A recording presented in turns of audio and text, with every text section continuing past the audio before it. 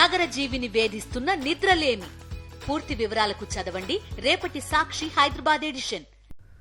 పల్నాడు జిల్లా జలకలూరుపేట నియోజకవర్గ వైఎస్ఆర్సీపీ నేత సింగారెడ్డి కోటిరెడ్డిని నర్సరావుపేట సబ్ జైల్లో పరామర్శించిన అనంతరం మాజీ మంత్రి విడుదల రజని మీడియాతో మాట్లాడుతున్నారు. ఇప్పుడు లైవ్ చూద్దాం. ముఖ్యమైనటువంటి వైఎస్ఆర్ కాంగ్రెస్ పార్టీ నాయకులు వారిని పరామర్శించడం జరిగింది. మరి ఈ కూటమి ప్రభుత్వం ఏర్పడ్డాక ఎంత దారుణంగా వ్యవహరిస్తుందో అనేటువంటి విషయానికి ఈరోజు చూసినట్టయితే మరి ఈ సింగారెడ్డి కోటిరెడ్డి గారికి 75 సంవత్సరాల వయసు. అంత పెద్ద ఆయనని, అంత పెద్ద వయసులో ఉన్నటువంటి ఆయన్ని మరి అక్రమంగా ఏ విధంగా అరెస్ట్ చేసి జైలు పాలు చేశారో ఇదే నిదర్శనం అని చెప్పొచ్చు. ఆ గ్రామంలోకి, ఆ గ్రామ సచివాలయంలోకి ఎంపీడీఓ గారు వస్తే తనకున్నటువంటి గ్రీవెన్సెస్, ఈ సింగారెడ్డి కోటిరెడ్డి గారు అనే వ్యక్తి తనకున్నటువంటి గ్రీవెన్సెస్, తన బాధలేవో చెప్పుకోవడానికి ఆ గ్రామ సచివాలయానికి వెళ్ళి ఆ సచివాలయంలో తనతో మాట్లాడితే మరి ఏ విధంగా రకరకాల కేసులు పెట్టి, రకరకాల సెక్షన్స్ పెట్టి మరి ఈ రోజున జైలు పాలు చేశారో మనం చూస్తూ ఉన్నాం. నాకు ఆశ్చర్యం అనిపిస్తుంది, కనీసం మానవత్వం కూడా లేదా అని చెప్పి. ఈ రాష్ట్రంలో లా అండ్ ఆర్డర్ ఉందా? ఇదేనా? కేవలము ఒక అధికారికి సమస్యలు చెప్పడానికి వెళ్తే వైఎస్ఆర్ కాంగ్రెస్ పార్టీ నాయకుడు ఏం సెక్షన్లు పెడతారండి? మీరు ఆ సెక్షన్లు చదువుతాను నేను. 132 criminal assault of a public servant while discharging her duties. 79 section 79 insulting the modesty of women. Section 351/1 criminal intimidation. 329/3 criminal trespass. ఈ క్రిమినల్ ట్రెస్పాస్ అంటే ఏంటన్నా?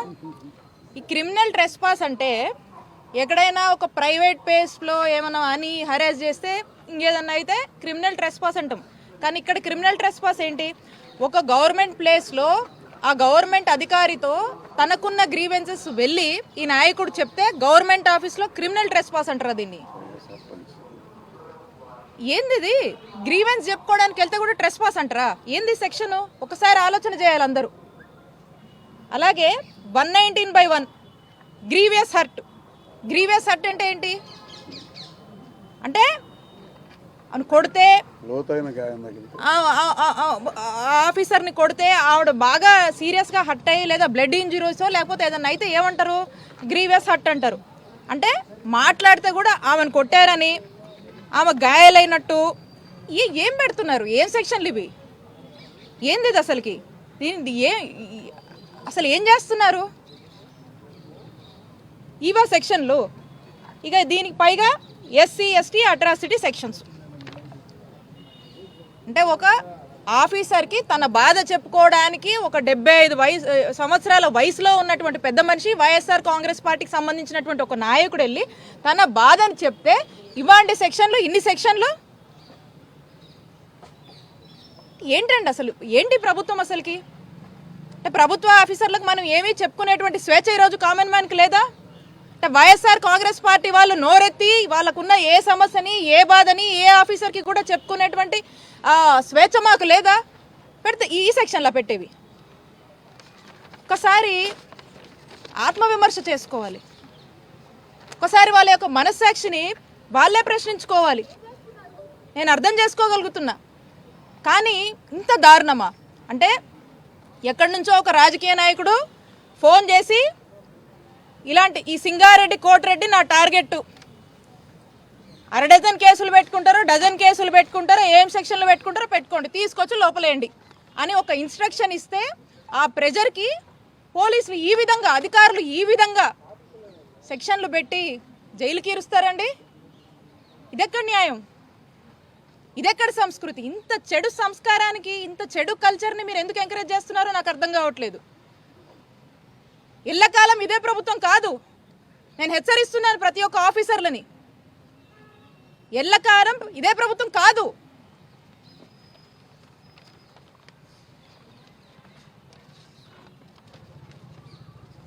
అలాగే లోపల మా సత్తెనపల్లి నియోజకవర్గానికి సంబంధించినటువంటి రాజశేఖర్ రెడ్డి అనే సోషల్ మీడియాకి చెందినటువంటి కుర్రాడిని కూడా అతన్ని కూడా మేము పరామర్శించడం జరిగింది.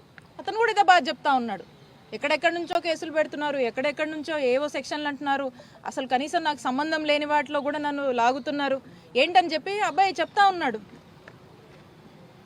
ఏమవుతుందండి అసలు ఈరోజు ప్రశ్నించే గొంతే ఉండొద్దు, ఈ ప్రశ్నించే గొంతులో గొంతు నొక్కేయాలి.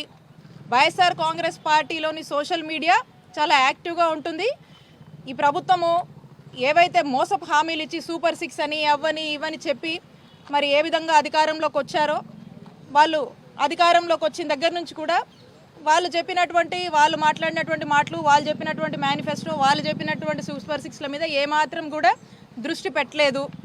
పైగా వాళ్ళు పెద్దగా చేసేటువంటి నమ్మకం కూడా ప్రజలకు కలగట్లేదు. ప్రజలకు కూడా ఒక ఆలోచనకు వచ్చారు, ఇవన్నీ కూడా ఈ అయ్యేవి కాదు, అనవసరంగా మోసపోయామనేటువంటి ఆలోచన ఆల్రెడీ ప్రజలకు వచ్చేసింది. ఏంటా అని ప్రశ్నిస్తే ఈ సోషల్ మీడియా వాళ్ళందరినీ కూడా ఈ విధంగా ఇబ్బందులు పెట్టి, ఈ విధమైనటువంటి హరాస్మెంట్ గురి చేసి, ఈ విధంగా జైలు పాలు చేసి మానసికంగా వాళ్ళని దెబ్బతీయడం, వాళ్ళ కుటుంబ సభ్యులు దెబ్బతీయడం. కానీ ఒకటే చెప్తా ఉన్నాను, ఇవన్నీ కూడా ప్రజలు గమనిస్తూ ఉన్నారు. మీరు ఒక కొత్త సాంప్రదాయాన్ని, ఒక చెడు సాంప్రదాయాన్ని ఏదైతే ఒక దానికి దారితీస్తూ ఉన్నారో ఇది కూడా కరెక్ట్ కాదు. ప్రజలు అన్నీ గమనిస్తున్నారు. కానీ ఎవ్వరూ కూడా మీరేదో పెట్టారని భయపడి, అధైర్యపడి ఏదో అని మీరు అనుకుంటే మాత్రం తప్పే. ఎవ్వరూ కూడా భయపడే పరిస్థితిలో లేరు. ధైర్యంగా ఎదుర్కొంటాం. మా నాయకుడు జగనన్న మాకు అండగా ఉన్నాడు. అందరూ ధైర్యంగా ఉండండి, ధైర్యంగా ఎదుర్కొందాము. మళ్ళా మనకు మంచి రోజులు వస్తాయి. ఈ అన్నీ కూడా భయపడే రకాలం కాదు. మేము ఇంకా ధైర్యంగా నిలబడతాం, ఇంకా కలిసికట్టుగా పోరాడతామని తెలియజేసుకుంటున్నాను. మేడం, రాష్ట్రంలో ఎక్కడో చోట రోజుకి మహిళల పైన దాడులు జరుగుతున్నాయి, అత్యాచారాలు జరుగుతున్నాయి. ఈరోజు కూడా వైజాగ్లో